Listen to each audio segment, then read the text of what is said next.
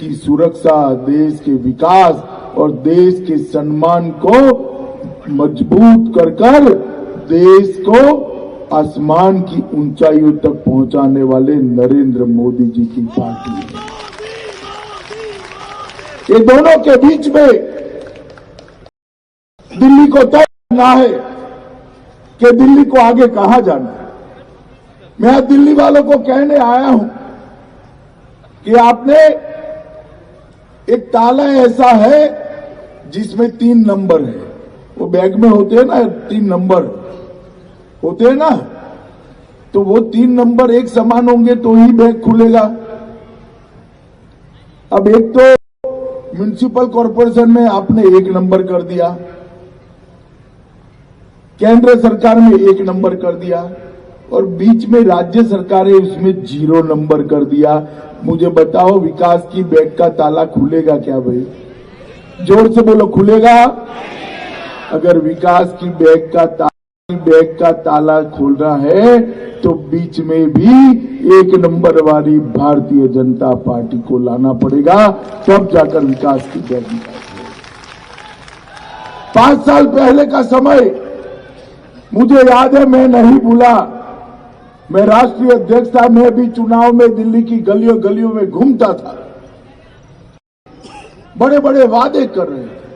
हम सबको लगता था ऐसा कैसे करेंगे, मगर भाई वो वादे कर रहे थे, लोग सुन रहे थे और लोगों ने जिता भी दिया।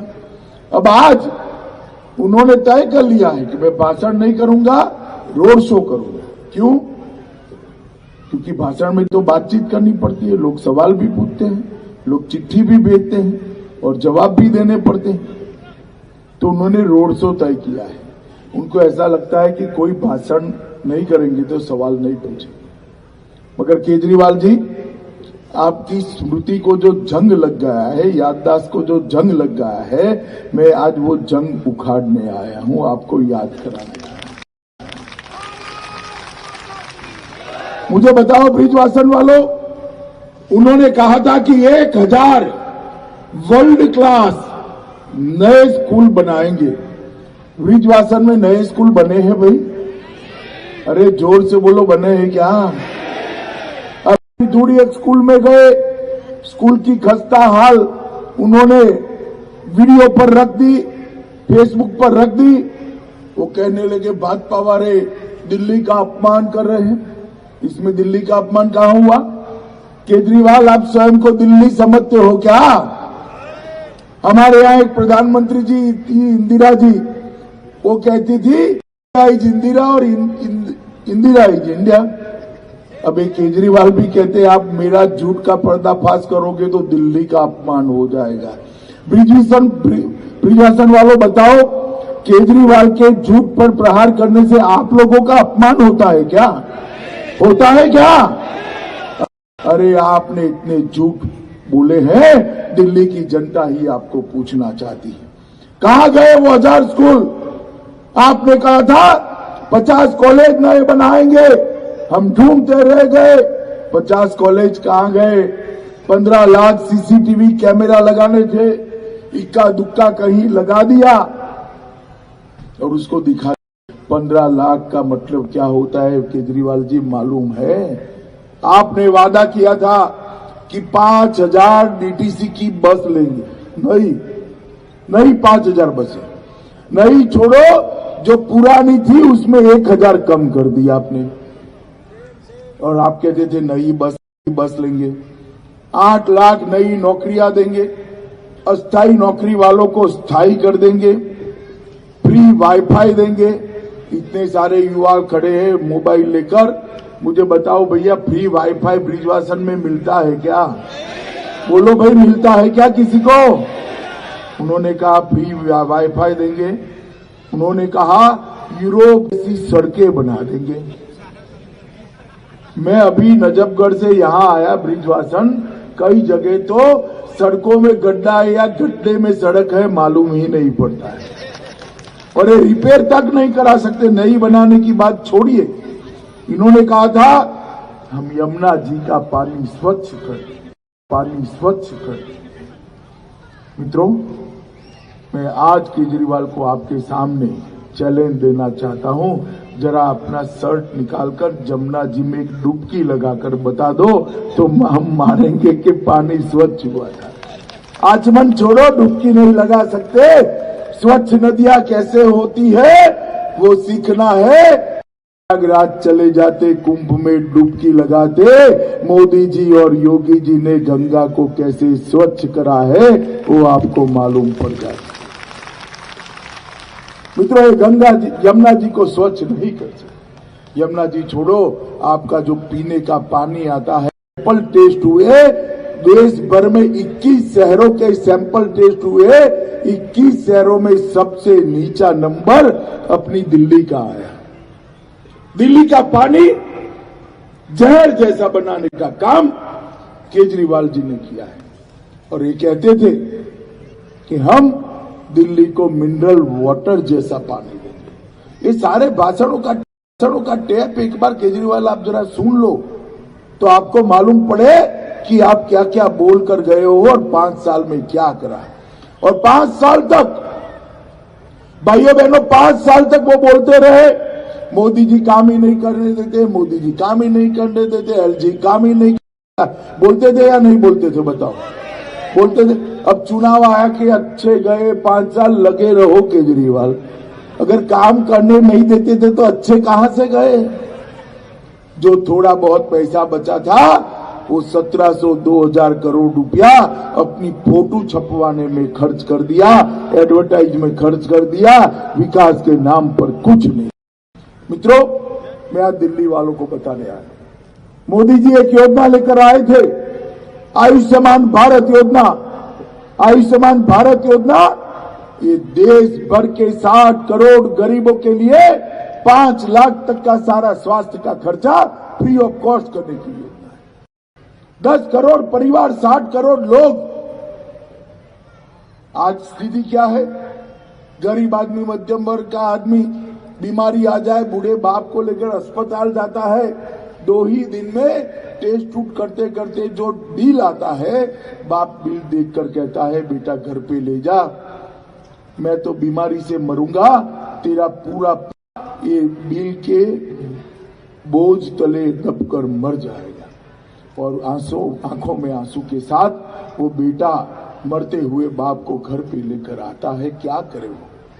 मोदी जी ने एक योजना बनाई, 5 लाख तक का सारा खर्चा, हॉस्पिटलाइजेशन, ऑपरेशन के बाद का हॉस्पिटलाइजेशन, सारा टेस्टिंग, सारी दवाइयां और घर पे जाने के 300 रुपया अलग से। ये दिल्ली वालों को मिले। ऐसी योजना आयुष्मान भारत योजना नरेंद्र भाई ने बनाई और देश भर के 1 करोड़ से ज्यादा गरीबों के ऑपरेशन आज वो योजना के तहत हो गए। परंतु दिल्ली में कोई योजना आप लोगों को फायदा नहीं मिलता है। क्यों नहीं मिलता है भाई? क्योंकि केजरीवाल जी ने दिल्ली में आयुष्मान भारत योजना को लागू ही नहीं किया है। उनको डर है कि आयुष्मान भारत योजना लागू हुई तो दिल्ली वाले मोदी जी के साथ जुड़ जाएंगे। भैया केजरीवाल, आप करो न करो, वो तो जुड़ चुके हैं। ये दिल्ली वालों के 5 लाख रुपया तुम क्यों बर्बाद कर रहे हो? तुम क्यों बर्बाद कर रहे हो? मित्रों, ढेर सारी योजनाएं जो गरीब झोंपड़पट्टी में रहता है उसके लिए अपना घर की योजना लेकर आए थे, प्रधानमंत्री आवास योजना वो। और मित्रों, ये पूरे क्षेत्र के अंदर अनधिकृत कॉलोनियां बहुत हुआ करती थी। होती थी या नहीं होती थी? जरा जोर से बोलो, होती थी या नहीं होती थी? मित्रों, 2014 के अंदर, 15 के अंदर मोदी जी ने एक पत्र लिखा केजरीवाल को। मोदी जी ने पत्र लिखा कि भाई अनधिकृत कॉलोनियों का पूरा नक्शा लाओ, हम इसको अधिकृत करना चाहते हैं। उन्होंने कहा 2 साल लगेगा। 17 में फिर से लिखा, उन्होंने फिर से कहा 2 साल लगेगा। अब 19 का चुनाव आ गया। 19 में आपने फिर से विधुड़ी को जिता दिया, मोदी जी को जिता दिया, मोदी जी फिर से प्रधानमंत्री बन गए। ने किसी को पूछा ही नहीं, सैटेलाइट से फोटो निकालकर, नक्शे निकालकर सारी अनधिकृत कॉलोनियों को अधिकृत बनाने का काम नरेंद्र मोदी करता है। 1730 अनधिकृत कॉलोनियां और 50 लाख से ज्यादा आबादी अधर में लटकती थी। कई सालों से उनको उनका भविष्य मालूम नहीं था। 3 पीढ़ी बदल गई, बेटे को वारसे में घर नहीं दे पाती क्योंकि अपने नाम पर ही नहीं था। सिर्फ 500 रुपया, 1000 रुपया, 1500 रुपया भरकर आज मोदी जी ने सारी अनधिकृत कॉलोनियों को अधिकृत कर आपको आपके घर का मालिक बनाने का काम नरेंद्र मोदी ने किया। और मित्रों, आज मैं वृद्धवासन वालों को कहकर जाना चाहता हूं कि मोदी जी ने कॉलोनियां तो अधिकृत कर दी, अंदर रोड बनाना है, रास्ते बनाने हैं, लाइट लगानी है, बागीचे बनाने हैं, पुस्तकालय बनाना है, शुद्ध पीने का पानी पहुंचाना है। ये केजरीवाल जी पहुंचा सकते हैं क्या? ये पूरा 5 साल दूसरा भी अगर दे दिया आपने तो धरना लगाने में ही खत्म कर देंगे। नहीं करेंगे। ये सारा काम अनधिकृत कॉलोनियों के अंदर अधिकृत होने के बाद अगर करना तो केवल और केवल भारतीय जनता पार्टी और नरेंद्र मोदी जी ही कर सकते हैं और कोई नहीं। और नरेंद्र मोदी जी ने ढेर सारे दिल्ली के विकास के लिए काम किए। मैं इतने सारे काम गिनाना नहीं चाहता। कई शहरों को दिल्ली के साथ जोड़ने वाले नेशनल हाईवे बना दिए। दिल्ली को जहां झुग्गी वहां मकान का योजना दिया, अनधिकृत कॉलोनियों को अधिकृत किया, मेट्रो का जाला बुन लिया, शहरी गांव बनाया, ढेर सारे काम करे। मगर मित्रों, सबसे बड़ी बात है नरेंद्र मोदी जी ने सबसे बड़ा काम किया है कि एक बार फिर से आपने 303 सीटों के साथ चुनकर भेजा। मोदी जी ने एक के बाद एक देश के सारे लटके हुए मसलों को रिजॉल्व करने का काम किया। मुझे बताओ ब्रिजवासन वालों, आप लोग चाहते थे या नहीं चाहते थे कि अयोध्या में जहां श्री राम का जन्म हुआ वहां प्रभु श्री राम का भव्य मंदिर बने? आप चाहते थे या नहीं चाहते थे? बताओगे जरा जोर से बोलो, चाहते थे या नहीं चाहते? 550 साल से सारा देश राह देखता था कोई आए और अयोध्या में राम लल्ला को विराजमान कर वहां भव्य मंदिर बनाए। मगर कोर्ट में केस चलता था, तारीख पर तारीख। कांग्रेस पार्टी, केजरीवाल, ममता, अखिलेश, मायावती, ये सारे लोग अपनी वोट बैंक की लालच में तारीख पर तारीख गिराते थे। मोदी जी प्रधानमंत्री बने दूसरी बार, कोर्ट में केस चला, 5 जजों ने फैसला दे दिया कि वही मंदिर बनेगा जहां प्रभु श्री राम का जन्म हुआ। और मित्रों, मैं आज ब्रिजवासन वालों को कहकर जाता हूं, आज आपको कहकर जाता हूं के अंदर आसमान को छूने वाला प्रभु श्री राम का मंदिर उसी जगह पर जहां श्री राम का जन्म हुआ था वहीं पर।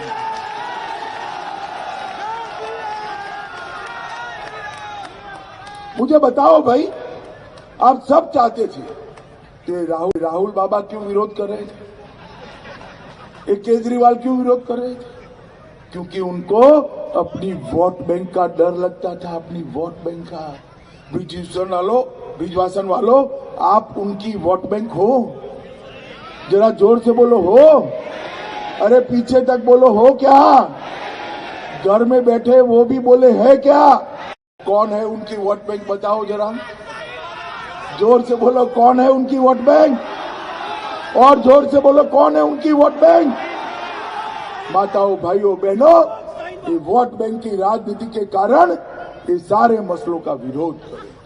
आप मुझे बताओ, कश्मीर भारत का अभिन्न अंग होना चाहिए या नहीं होना चाहिए? जोर से बोलिए, होना चाहिए या नहीं होना?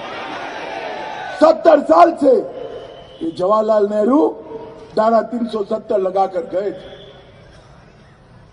और वो धारा 370 कश्मीर को भारत के साथ जोड़ने से रोकती थी। मोदी जी को 300 सभा में बहुमत मिला और उसके साथ ही मोदी जी ने 5 अगस्त 2019 को धारा 370 को हमेशा के लिए समाप्त कर दिया।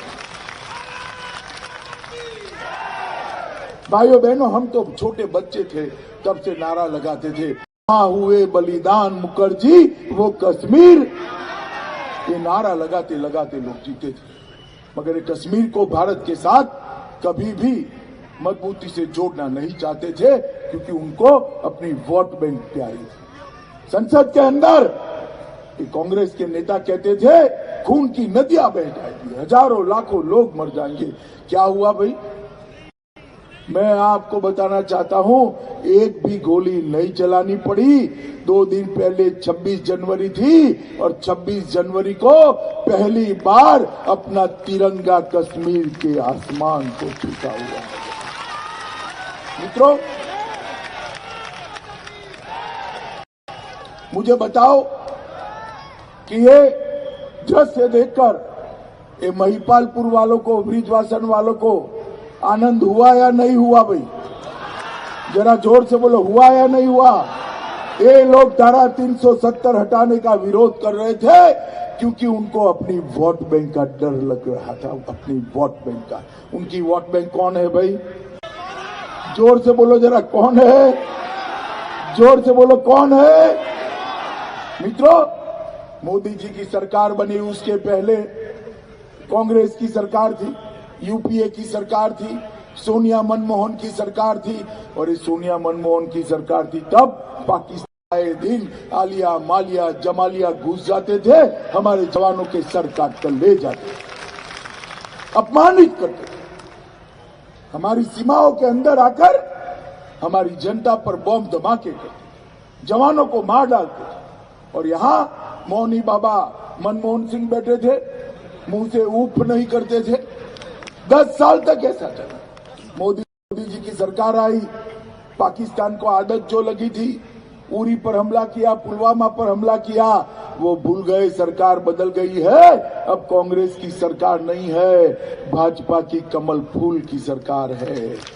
और मौनी बाबा मनमोहन सिंह और मौनी बाबा सिंह प्रधानमंत्री नहीं है, 56 इंच के सीने वाला नरेंद्र मोदी प्रधानमंत्री।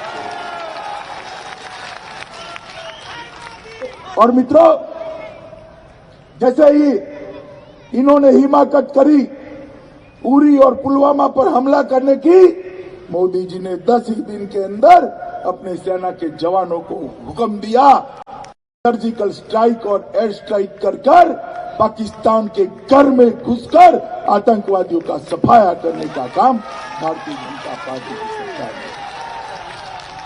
मित्रों, आपको मैं बताना चाहता हूं, इसका भी इन लोगों ने विरोध। वो कहते सबूत लाइए, केजरीवाल कहते थे सबूत लाइए, केजरीवाल कहते थे सबूत लाइए, राहुल बाबा भी कहते थे सबूत लाइए। अरे अक्कल के बुढ़ो, सबूत मांगते नहीं है, पाकिस्तान का टीवी खोलकर देख लो, छातियां पीट पीट कर रो रहे हैं, इससे मालूम पड़ जाएगा कि वहां क्या हुआ है। ये लोग सर्जिकल स्ट्राइक का भी विरोध करते, प्रभु श्री राम का मंदिर बनाने का विरोध करते। अभी अभी मित्रों, 2 साल पहले जेएनयू में नारे लगे, मालूम है ना? जेएनयू मालूम है या नहीं है या नहीं है? जेएनयू में नारे लगे, भारत तेरे टुकड़े हो 1000, इंशाल्लाह इंशाल्लाह। मित्रों, मुझे बताओ, भारत के टुकड़े करने के नारे लगाने वालों को जेल में डालना चाहिए या नहीं?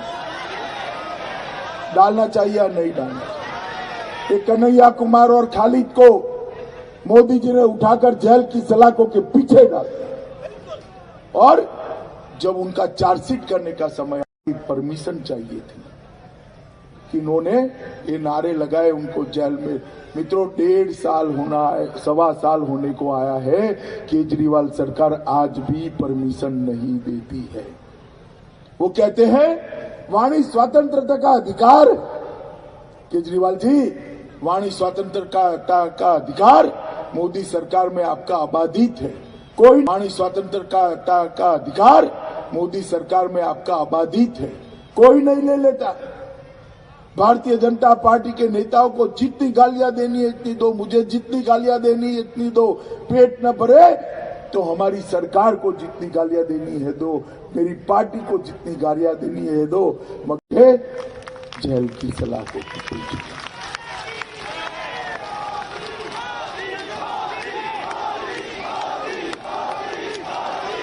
और मित्रों, मैं 10 दिन से मैं पूछ रहा हूं कि केजरीवाल आप बताओ कि आप ये जिनको हमने जेल में डाला था उसको आप परमिशन दोगे या नहीं दोगे चार्जशीट करने की, आज तक नहीं बोलते। हर रोज हर बात में ट्वीट कर देते हैं। स्कूल की बात हो, पानी की बात हो, तुरंत ट्वीट करके एक और झूठ डाल देते हैं, मगर इसमें परमिशन लेने का नाम नहीं देते हैं। अभी अभी इस शर्जील इमाम वो कहता है आसाम को भारत से काट दो। मित्रों, मोदी जी की सरकार उनको दिल्ली से पकड़कर लेकर आई और जेल में डाल दिया। और मैं आज केजरीवाल को फिर से पूछना चाहता हूं, आपने तो ट्वीट किया कि अमित भाई आप गृह मंत्री हो, पकड़ लो। हमने पकड़ लिया, मगर चार्जशीट करने का समय आएगा। केजरीवाल, दिल्ली की जनता को बताओ कि चार्जशीट के लिए आप परमिशन दोगे या नहीं दोगे। एक कन्हैया और बाकी लोग जो भारत माता के टुकड़े करने की बात करते थे, इनकी चार्जशीट को परमिशन दोगे या नहीं दोगे। मित्रों, हम सीएए लेकर आए, पूरे दिल्ली में दंगे, माइनॉरिटी को भड़काया, युवाओं को भड़काया, किससे नागरिकता चली जाएगी। भाई, मैं आज भी आपके सामने स्पष्ट करना चाहता हूं कि यहां ये बिल में किसी की भी नागरिकता जाने का कोई सवाल ही नहीं। महिपालपुर वालों, किसी की नागरिकता नहीं। ये बिल क्या है मैं आपको बताने आया हूं। ये बिल है, कांग्रेस पार्टी ने देश के टुकड़े कर दिए। पाकिस्तान, बांग्लादेश और अफगानिस्तान में हिंदू, सिख, बौद्ध, जैन, पारसी, ईसाई लोग रह गए, उन पर अत्याचार हुआ। परिवारों की महिलाओं पर उनके सामने बलात्कार किया गया।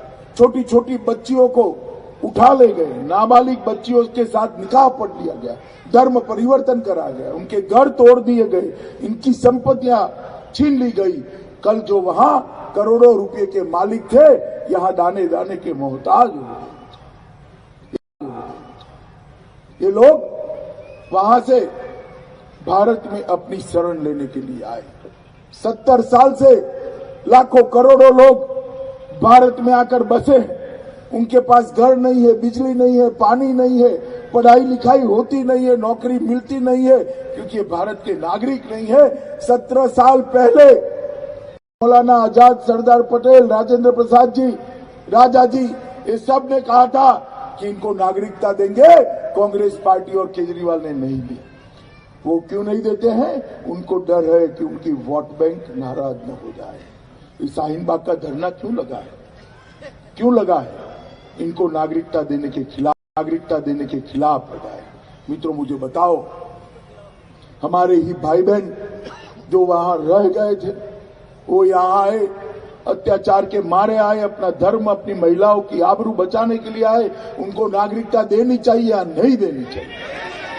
जोर से बोलिए, माताएं बहनें बताए मुझे, नागरिकता देनी चाहिए या नहीं देनी चाहिए?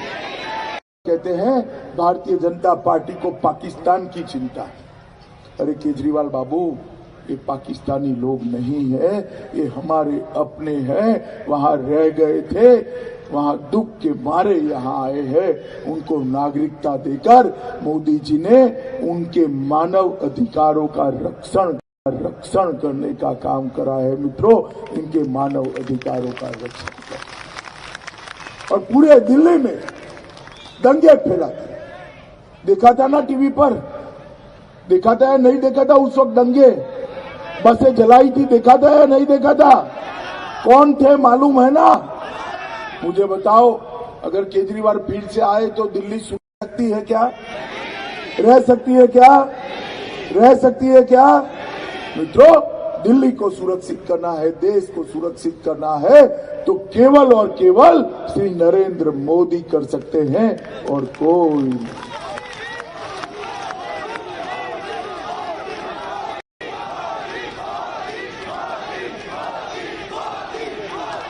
मित्रों, मैं आपको बताने आया कि दिल्ली का जो मतदाता है वो वोट डालते वक्त दिल्ली की तो सोचे, आपकी सुविधाओं की सोचे, जरूर सोचे, वो भारतीय जनता पार्टी ही पूरी कर सकती है, मगर सुरक्षा तो केवल और केवल भारतीय जनता पार्टी ही आपको दे सकती है और कोई नहीं दे सकती।